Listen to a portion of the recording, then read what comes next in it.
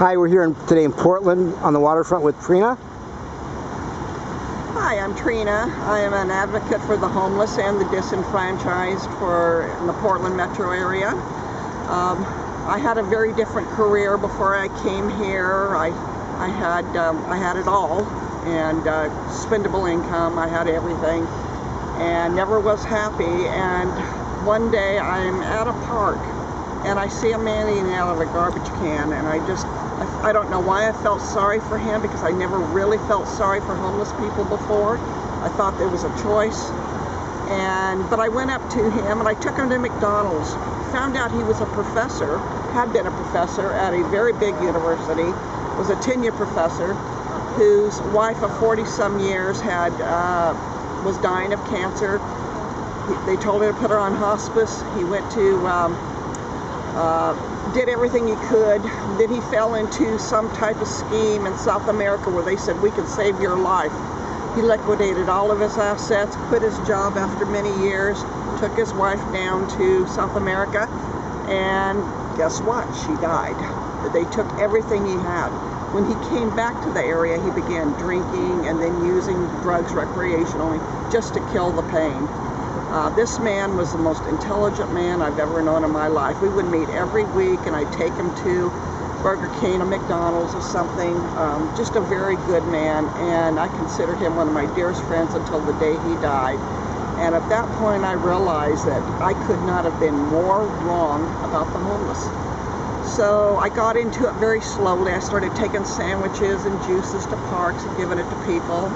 And then I would get clothes donations, and then I started volunteering, and I just snowballed into what I do now, which is a little bit of everything. But it's all related to homeless issues, people that are really disenfranchised, even people that are couch surfing, they are still homeless. So that's how I got into it there. Now, I live in the Southeast, and I know many of the officers over there, and they are very helpful. They are my biggest advocates. They are helping me with the camp, the sanctioned rest area in the Southeast. But then you come downtown Portland, and I'm telling you, you got some real pricks. Excuse me. They are hateful. I watch a woman cop, believe it or not, confiscate shopping carts, which our laws say you cannot do that right off the bat. You have to call a 1-800 number. So she broke their own laws, put it in the back of a police truck. We've got it on film. But she had dumped all their stuff on the ground, and then she wrote them up for offensive littering. That's the kind of creepy cops that you often see downtown. I don't know whether they just become jaded or whether they pick the meanest of the mean to be here.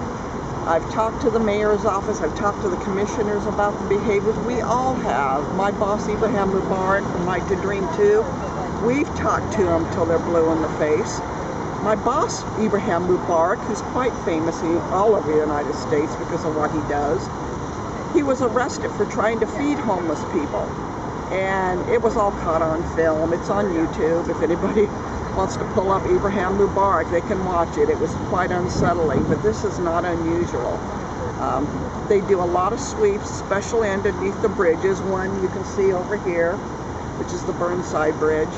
And we have multiple other bridges in town where people try to survive. And the police are down there sweeping constantly, dumping their stuff on the ground and then saying, move on. Well, they have no way to carry it.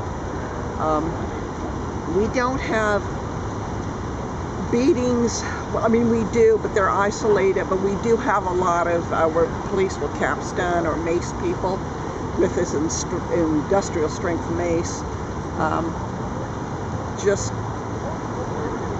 For really no reason. They're not being threatened. Nobody is threatening to hurt them. Nobody has a weapon.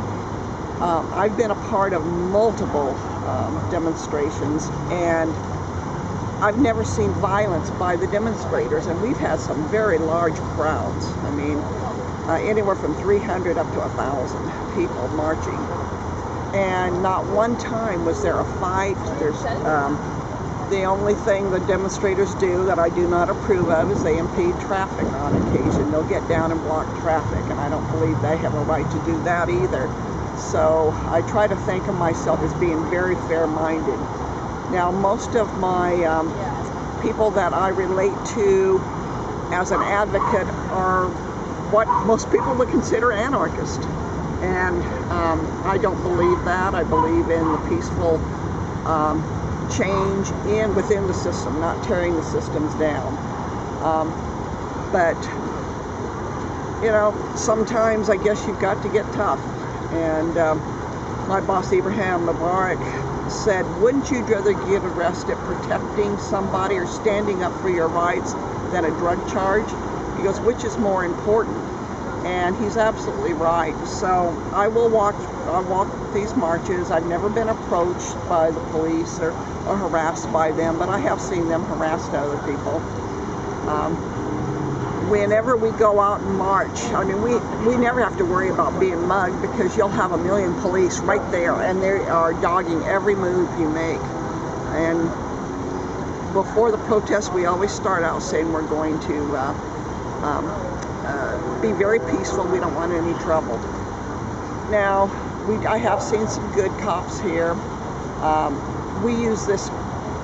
The city of Portland uses a group called Portland Patrol. They dress up like Portland police, and on the back of their jackets it says Portland Patrol, just like it would say Portland Police. They wear guns, and these folks have absolutely no power. They are hired to do patrol and kind of, you know, talk to people about issues, basically harass them. But they have no more power than any other John Q. citizen does. But because of what they do cause a lot of trouble, even more than the police. And in fact, like our parks department, which we have our park rangers, the city allows them to use what's called Pacific Patrol, which dresses the same way. And the actual park rangers have grievances through their union against the city. Because I'm going to tell you, to me, they're like neo-Nazis. They come in there and try to throw their weight around because they're dressed like police. Even though they don't claim to be police, they throw their weight around, and I think they're more dangerous than the police are right now.